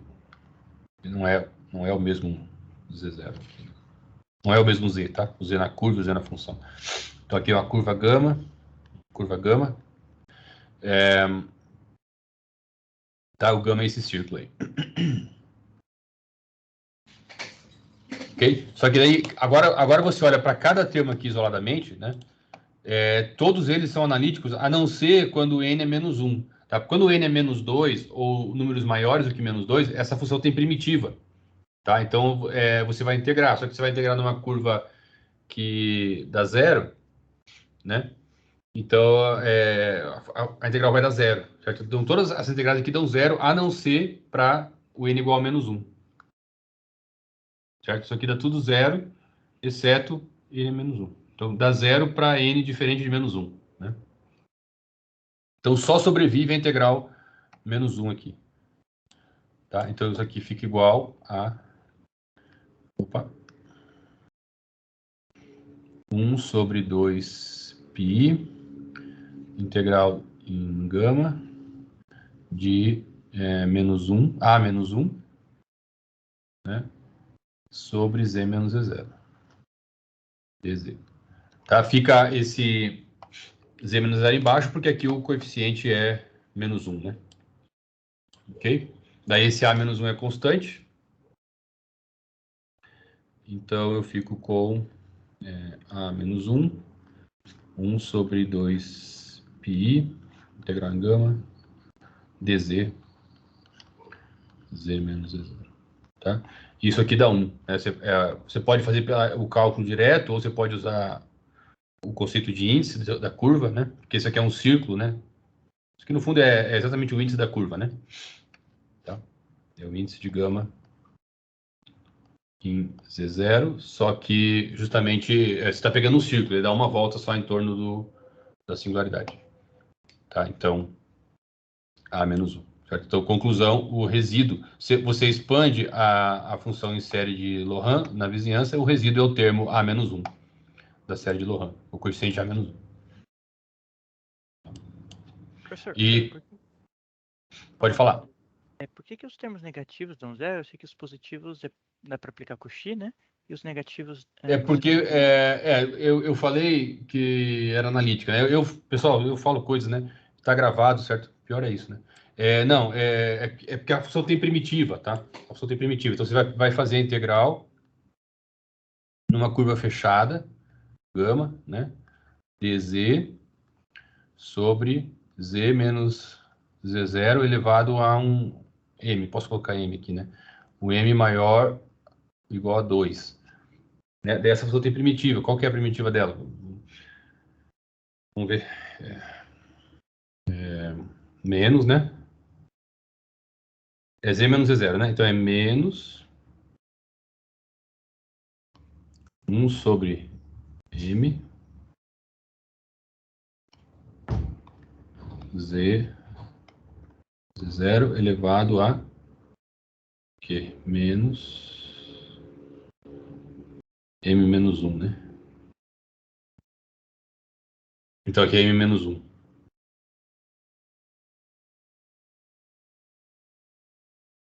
Essa é a primitiva dessa função, né? Porque assim, a gente não... Quando a gente definiu derivada de função complexa, eu não fiquei provando assim as propriedadezinhas, né? A propriedade do produto, a propriedade da potência, a propriedade da regra da cadeia e tal. Mas todas elas valem, tá? Basicamente com a mesma demonstração. Tipo, por exemplo, a propriedade do produto para derivada complexa a gente não provou, mas ele é válido. E a noção é a mesma, tá? Então, aqui, isso aqui é uma potênciazinha com um número natural, Bom, é uma fração, tal, mas vale a mesma propriedade. Tá? Então, você deriva isso daqui. Se eu não errei nada na conta aí, isso aqui vai dar z menos z0 elevado a menos m. Tá? Por isso que eu preciso que o m seja maior ou igual que 2, né? Senão eu não consigo essa primitiva aqui. Tá? Aí ficaria zero aqui, não vai dar primitiva. Aí, como ela tem primitiva, vai ter um fundamental do cálculo. Preciso revisar o teorema fundamental do cálculo ou ficou tudo claro? Não, agora fechou. Fechou, né? E a curva é fechada, tá? Curva é fechada. Então, eu falei analítico lá, pessoal, mas esquece, tá? Curva fechada aqui, ok? Tem primitiva, teorema fundamental do cálculo, com a primitiva, tudo dá zero. Tá? Sim.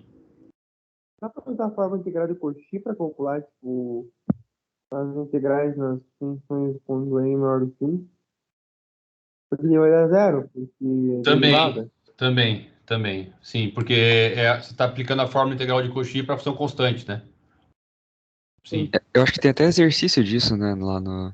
Eu acho que a gente mostra, conversou. né? Esse eu lembro. Tem um exercício que a integral disso aí vai dar zero para m maior que 1, né? Essa eu lembro. Da exponencial de 1 sobre z eu não lembrava, mas essa aí eu lembro.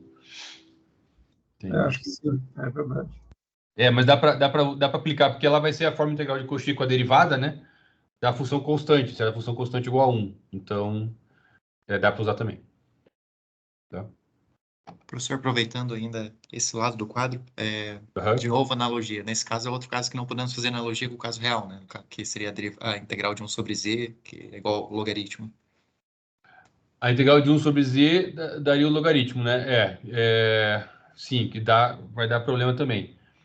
Tá? Só que se você cuidar com o ramo, né? Você poderia, só que no caso aqui não seria essa curva fechada, né? Se você olhar, seria uma curva totalmente diferente, né? Exatamente. Ah, sim. Entendi a tua pergunta. Isso. Sim. Se a gente fizesse uma analogia, tá, entendi. Teria uma primitiva, né? Para 1 sobre z, né? Agora eu entendi. Eu não estava situado no teu comentário, entendeu? Então você está dizendo que você consegue uma primitiva para 1 sobre z. É verdade, né? Só que você precisaria ver aonde essa primitiva está funcionando, no caso, tá? Porque ela até funcionaria se você se restringir ao domínio do log, que é o ramo. Tá? Ele serve como primitiva mesmo para 1 sobre z, né? Só que justamente o que a gente quer é uma integral que circule aqui, né? Tá? Então, a nossa integral não está restrita ao lugar, a um domínio aonde essa função tem primitiva. Mas foi uma boa observação, obrigado. Né? Aliás, quando você vai aplicar o próprio, vamos ver no caso real, né? Vamos ver se a gente não confunde aqui, né? Se você vai aplicar, mesmo no caso real, tipo, você escolhe 1 aqui, por exemplo, né? Daí você tem que a integral de 1 sobre x dx, né? Digamos, de 1 até... Escolhi mal minhas letras aqui, né? Vou colocar t aqui, ficar bonitinho. 1 sobre t dt e aqui x, né? Então, se você vai considerar que essa função seja uma primitiva do logaritmo, não, ela é o próprio logaritmo, é uma primitiva da 1 sobre t, né? Essa integral não pode passar pelo zero, né? Então, esse x aqui tem que ser maior que zero. Então, você tem uma restrição, certo? Quando você vai construir uma primitiva para 1 sobre t, certo? Você tem uma restrição de onde está esse x. E no complexo também você tem a restrição, tá? Só que é uma restrição bem mais elaborada, né? Ela envolve o ramo de logaritmo aqui. Aí, no nosso caso, a gente está pegando uma integral que circula essa singularidade. Então, por isso que não daria para usar. Mas foi bem legal a observação. Na verdade, tem toda uma discussão que eu não sei se a gente vai fazer, porque a gente tem... No fundo, a gente precisa escolher, né? O que a gente vai abordar, o que a gente vai deixar um pouco de lado, tá? Mas aqui tem toda a questão do princípio do argumento, no fundo, essa pergunta.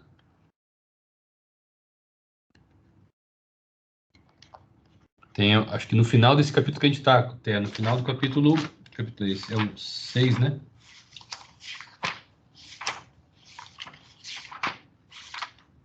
Não, 5? 5. Princípio do argumento. Final do capítulo 5. Eu acho que eu até vou fazer o seguinte, eu vou indicar como leitura, né?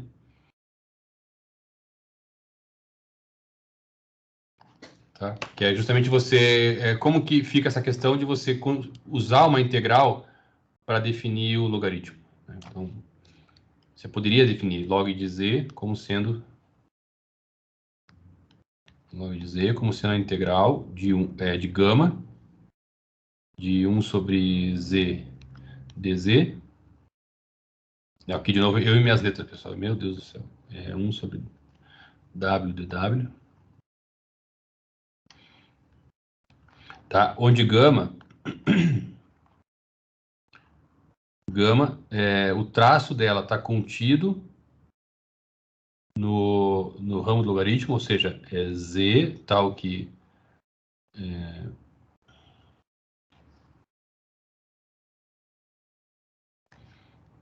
no ramo do logaritmo, ou seja, c menos o eixo real negativo, né? Então z menor ou igual que zero.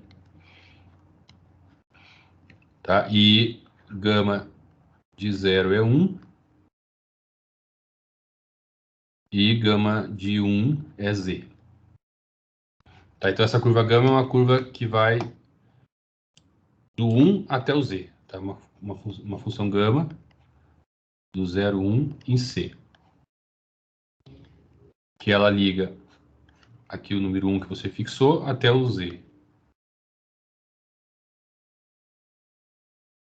Só que essa curva tem que estar contida na região onde está definido o ramo do logaritmo. Tá? Daí, essa função fica bem definida, porque se você pegar uma outra curva ligando até ali, acontece o quê? A função é analítica, né? Porque você está contida na definição do ramo do logaritmo. Então, essa função não passa pelo zero, né? Então, ela é analítica nessa região aqui. Ok? E se ela der uma volta, ok? Daí ela não seria mais... porque aqui você não pode passar pelo zero, certo? Porque a função não é analítica no zero aqui.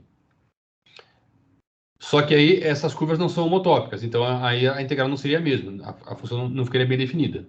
Tá? Só que essa curva aqui não vai existir porque justamente você está no ramo do logaritmo aqui, você tirou. Okay? Então qualquer curva que você pegue na definição do ramo do logaritmo vai ser homotópica a tua curva original por uma homotopia que não passa pelo zero.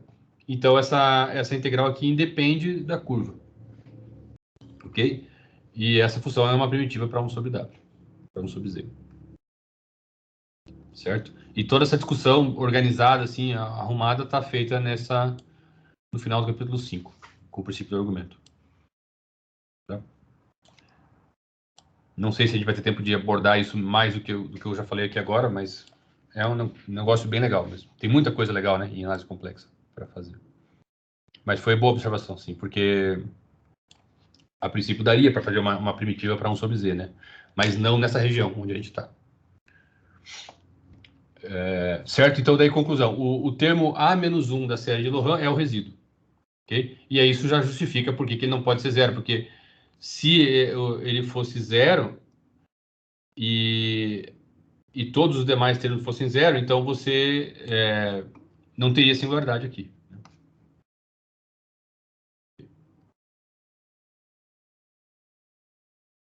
Bom, eu poderia ter o A-1 zero e outros termos que não fossem zero, né? Tá, deixa a pergunta aí em aberto, a gente pode voltar a discutir. Talvez na sessão de dúvidas hoje, né? Mas, enfim, o resíduo, ele é o termo de ordem A-1. Tá, eu coloquei essa curva homotópica, deixa eu ver. Igual a zero aqui.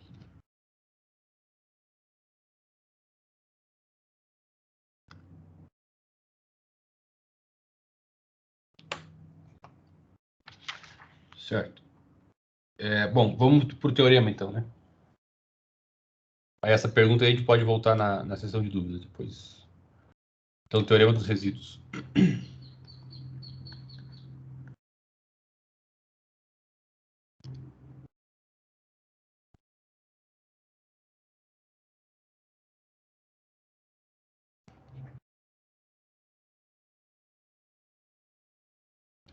Então, seja F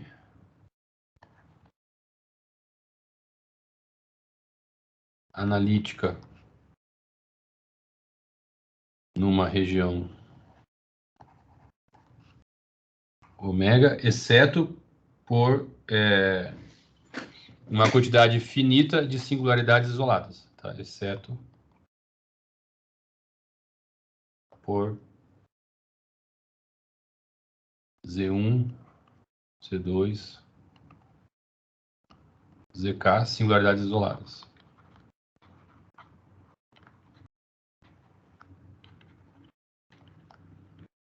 Ou seja, no fundo, F é analítica, né? F é analítica em ômega menos a singularidade, né? Z1, Z2, ZK, e cada um desses Z1, Z2 e ZK são singularidades isoladas. Okay. Daí considere uma curva gama, C1 por partes, simples, tá? Simples quer dizer que ela não tem autointersecção, ou seja, é o tipo de curva que aparece no teorema de Green, tá? Então, seja gama, C1 por partes,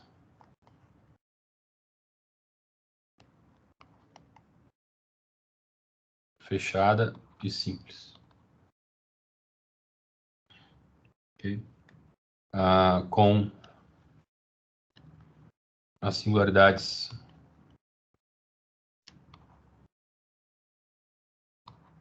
Z1, Z2, ZK em seu interior.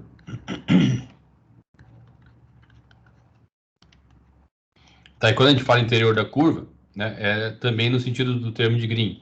Tá? Esse tipo de discussão que o Conner fica evitando, né?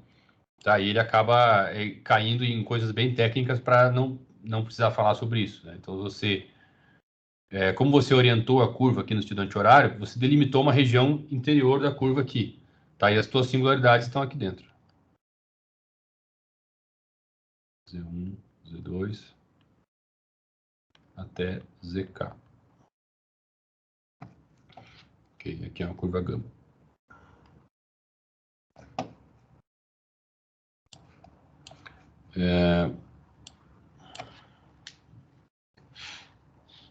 Certo? Então, nessas condições,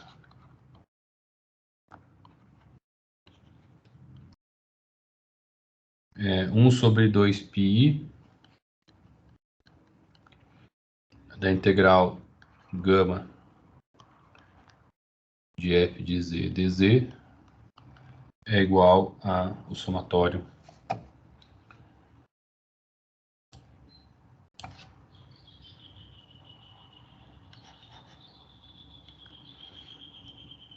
de igual a 1 até k do resíduo em cada zi de f.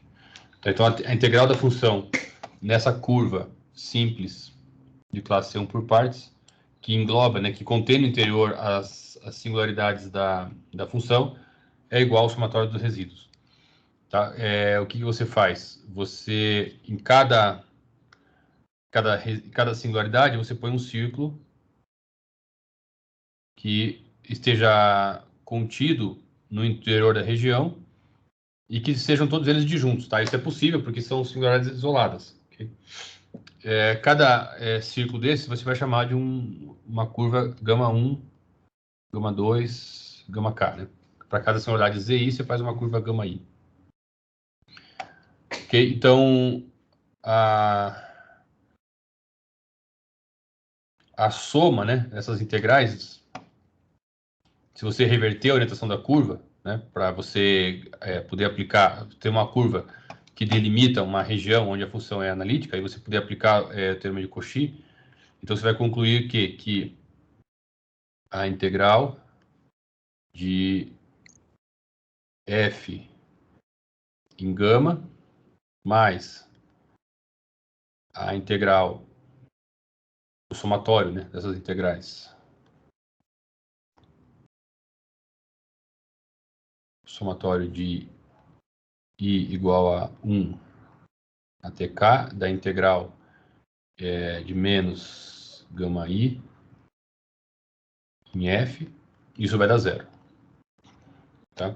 Se cai nas condições do termo de Cauchy para curvas que delimitam uma região onde a função é analítica. Ok? Daí, por propriedade da integral, isso aqui vai te dar que a integral em gama de f é igual a menos... Não, o menos vai sair dali, né? É igual a somatório. Realmente é um teorema que você para pensar o que precisa provar aqui. Ele parece que sai totalmente direto mesmo. Tá? Aí se você dividir por 1 sobre 2πi,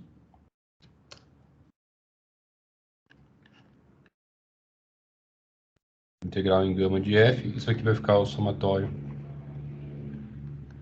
de I igual a 1 até k, de 1 sobre 2π integral em gama de f. Né? Só que são curvas contidas numa região onde você tem uma singularidade isolada. Né? Você cai aqui, né? Para cada uma dessas curvas, você cai naquilo que a gente estudou antes. Né? Você tem uma região anelar aqui onde você tem uma singularidade isolada, então aquilo ali vai te dar o resíduo para cada uma delas. Né? Então, Ô, professor, sim. a gente pode pegar aquelas curvas ali em vermelho, cada gama I, e a gente pode pegar, por exemplo, a gente conecta a gama 1 até a gama 2 com um caminho que vai e volta. Sim. E a gente pega a gama 2 para a gama 3, um que vai e volta, e isso tudo vai ser homotópico à curva gama, né? Ou não necessariamente? Não, ela vai delimitar, você vai ter uma curva fechada, né, que vai delimitar uma região onde a função é analítica. Homotópica, gama... Eu tinha pensado em unir a gama 1 com a gama 2, por exemplo. Com o caminho que vai... tá. Sim. Aí a gama 2 com a gama 3 e assim Tá. por diante. Daí Entendi. eu acho que eu consigo abrir, né, essa... Sim, até você a gama. pode fazer isso também. Uhum. Mas você vai acabar fazendo algo que a gente já fez, mas sim, você pode fazer tranquilamente, tá? Não tem erro, sim. Mas você está recaindo num tipo de argumento clássico quando a gente tem várias componentes conexas de uma curva que delimitam uma região da mesma maneira que você trabalha no teorema de Green, né? Só que no caso cada componente do conexo da curva vai estar na fronteira de uma região onde a função é analítica, né? O que está acontecendo é que você está assim com uma região aqui onde a função é analítica, né? E na fronteira dessa região você tem curvas, né, que estão delimitando a tua região. Mas claro, você pode juntar aqui essas curvas e formar uma nova curva que seja homotópica à curva gama. Tá? E aí você pode aplicar a invariância por homotopia, que a gente já provou. Então, né, você vai começar aqui, vai vir até aqui, vai dar uma volta para cá, depois aqui você vai continuar, vai fazer isso. E no fim você obtém a curva. Dá também, tá? E aí vai esses caminhos que vão e voltam se cancelam e a integral que fica é esse somatório aqui. Tá? E como ela é homotópica gama, você tem essa igualdade que está aqui também. Pode sim. Tá? Aí multiplica tudo por 2π, então você conclui que 1 sobre 2π integral em gama de f é igual ao somatório de I igual a 1 até K do resíduo de F em cada singularidade dele. Tá? Que é o que a gente queria provar. Professor? Sim. É que eu acho que eu não sei se era isso que o colega estava pensando, Pedro. Talvez o que ele pensou, talvez seja assim, se eu conseguir mostrar isso aqui é homotôpico em pelo menos duas dessas aqui, aí eu uso recorrentemente o mesmo raciocínio, né, para outras tantas, né? Não sei se era isso que ele pensava acerca do comentário dele. O que eu pensei, na verdade, é se esse caminho que vai e volta de uma curva para outra, ele vai sumir no integral, né? Acho que nem o professor falou. Ele vai subir na integral. Então, se eu pego a gama 1 e eu conecto ela com a gama 2, com o caminho que vai e volta. Né, o espaço é conexo, né? Então, e aberto, acho que eu posso fazer isso sempre, né? Eu sempre vou ter um caminho que vai... No caso, você está usando conexidade por caminhos, né? Mas... Como ele é aberto, eu acho que eu posso usar isso, né? Você pode, conexo, né? Aberto e conexo é conexo por caminhos também, né? Os casos patológicos lá não são abertos. Né? Aí Sim. O que eu pensei é que se eu conecto a gama 1 com a gama 2, a gama 2 com a gama 3, assim por diante, eu sempre posso fazer isso, né? Eu vou fazer ali uma correntinha, né? Sim, em volta de cada... Aí, uma recorrência, né, que você quer fazer, né? Essa curva ligando todo mundo ali, ela vai ser homotópica, né? A curva gama. A gama, sim. E aí você tira a integral ali, todos aqueles caminhos ali intermediários vão se cancelar, né? Os que conectam cada gama I, e vai sobrar só a soma das integrais em cada gama I. Era isso que eu... E a homotopia ocorre numa região onde a função é analítica, né? Tipo, porque homotopia onde, né? Homotopia no ômega menos as singularidades. Aí eu acho... Essa foi a ideia que eu pensei, assim. Sim. Você vai chegar nessa igualdade aqui, exatamente. Claro, né? É intuitivo, assim, eu não dei a homotopia, né? Mas acho que é fácil enxergar. Acho que é fácil enxergar, né? Que a gente consegue ir abrindo, né, essa curva em vermelho até ela virar a curva gama, digamos assim. Não, Você falou que você comentou que você não deu a homotopia, né? É que na verdade você está com um aberto e você tirou pontos, certo? Então, esse aberto ele poderia não ser simplesmente conexo. Isso poderia te incomodar um pouco. Você poderia ter um buraco aqui, né? Eu teria que escolher calma. Uma ordem de ligação que fosse... Eu teria que garantir que existe uma ordem, né, que eu poderia... Não, eu mesmo estou pensando aqui no que eu falei. Se eu tivesse um buraco aqui, por exemplo, né, eu não conseguiria essa homotopia, mas calma. É porque a gama K, ela não vai ligar de volta na gama 1, né? Então eu posso fazer isso sem fechar em torno do buraco ali.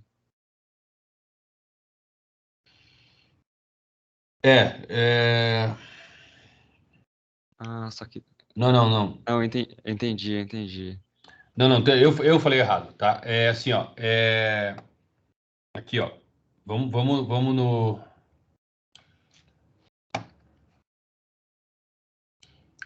o meu enunciado aqui. Certo? O meu enunciado não tá bom, porque é o seguinte, eu tenho a curva gama aqui, ok? Tá? A função f ela tem que ser analítica no interior da curva gama. Isso é o fato, não está bem escrito aqui. Porque justamente o que aconteceu, né?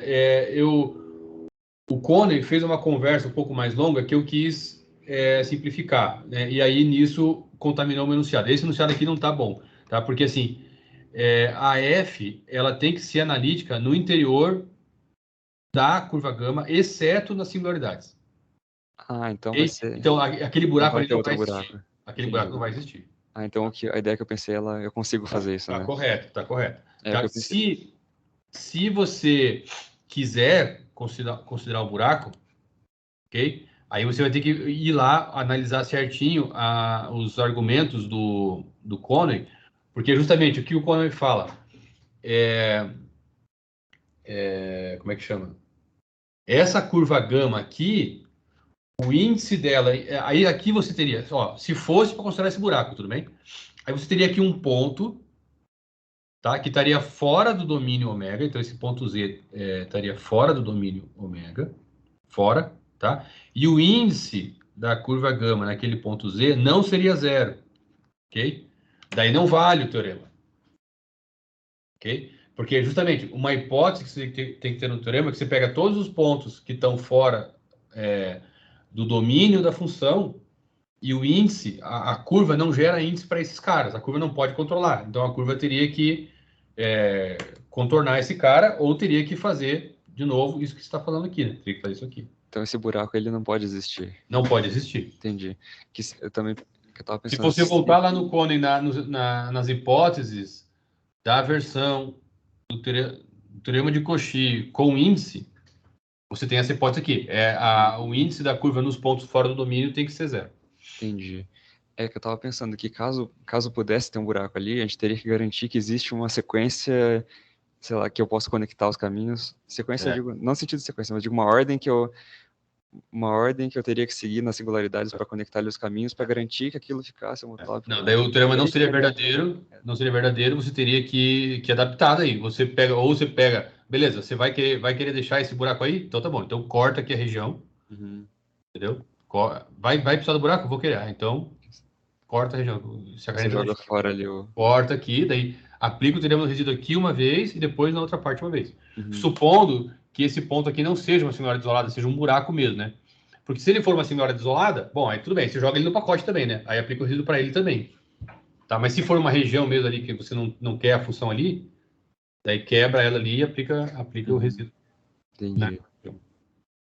Tá? Ou paga todo o preço, né, que o Conway paga. Ele pega, organiza tudo isso, faz essa hipótese de que o índice tem que ser zero, daí o enunciado fica um pouco mais complicado, é mais coisa para discutir, tá? Mas no fim das contas fica bom. Tá? Só esse enunciado aqui realmente faltou o seguinte, né? F analítica no interior de gama. Mas o argumento, então, ele tá certo, né? O argumento tá certo, O que me preocupa só é a falta de... Se não tem uma falta de rigor aí, né? Porque a gente enxerga ali que tem uma homotopia, mas até que ponto isso prova, sabe? No interior, já vou pensar no que você está falando. No interior da curva.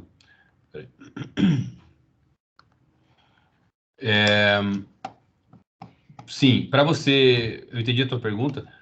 E para você resolver esse problema,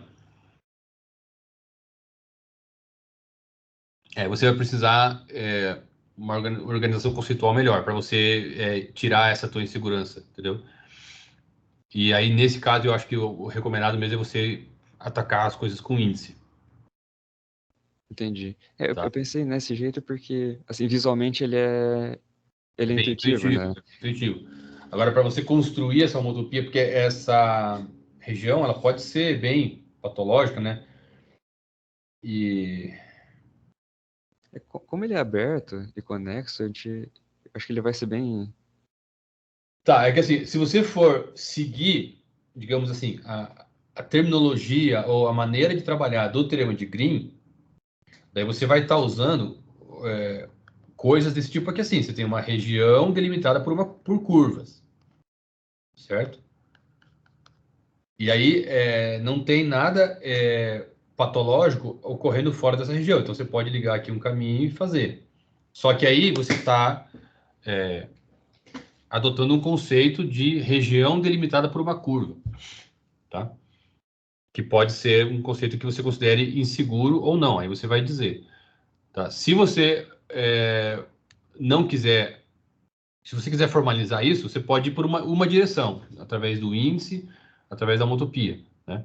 Ou você pode ir por outra direção, que é você definir fronteira de uma região, né? Usando homologia e tal. Então, se você quiser se certificar de que o teu argumento está totalmente rigoroso, você vai precisar de mais conceito aí. Sim.